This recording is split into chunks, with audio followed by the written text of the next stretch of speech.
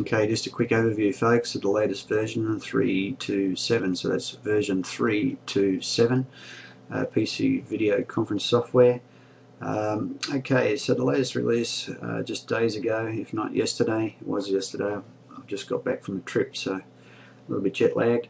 The main changes you can see here is that cosmetically in the text chat area, you can now upload or change the background.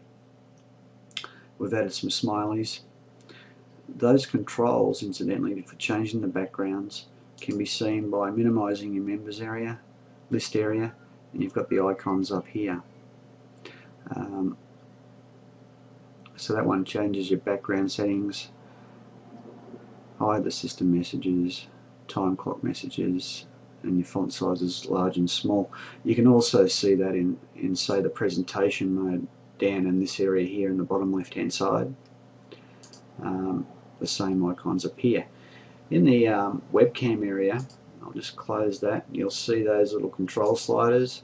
We've now incorporated the audio and the video quality. Okay, so if the lesser the bandwidth, it's a good idea to obviously wind down your video quality, or if that's more important to you, you wind down the audio quality. So that's where those settings are now. Down here, of course, is your speaker output and your microphone input. By clicking these areas here, you can turn on and off your webcam.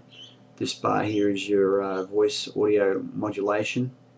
As we're in presentation mode right now, as you can see, that's clicked there. That's your full screen mode. Your recording functions are still there.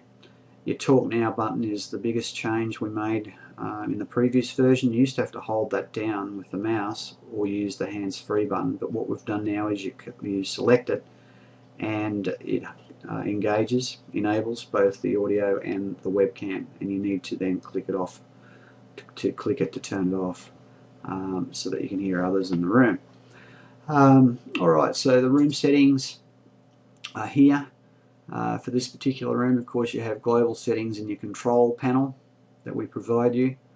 There's some settings over on this side as well, mainly to do with checking your audio and your video, that your camera's working, that your mic's working, some notification sounds on or off, and that sort of thing in there. There may even be, from memory, yes there is, the webcam frames that you can use instead of your webcam. And your sign in and out buttons. Of course, you got your browser, your whiteboard, your video. Your video is where you upload your videos. Your presentation is where you upload your PPS files. Of course, your browser is your co-browsing. And back over here, your ×4, of course, is being able to invite, well, not invite, select 4 members or guests that are in your room, drag them into, in fact, I'll click it. You drag them into the funnel or into this area here. So if there's 20 there and you select 4, there'll be a 4 plus the moderator conversation in either audio, as you can see here, red, for show audio only. Select that button and you have the options of audio and video streaming simultaneously. Well, I think that's about it. A lot of changes on the back end, of course, with modules and so forth, and of course some cosmetic changes which I've just shown you. These buttons here are the minimize and close the various screens that you're looking at. A bit hard to see, but I'll highlight that there so you can open up and close the webcam area and have a big area there for a presentation, for argument's sake. Oh, just one more thing. With your PPS files, when you upload them, make sure they're not password protected. Also, ensure they're not more than 128 megabytes each. Okay? And there's your play button there.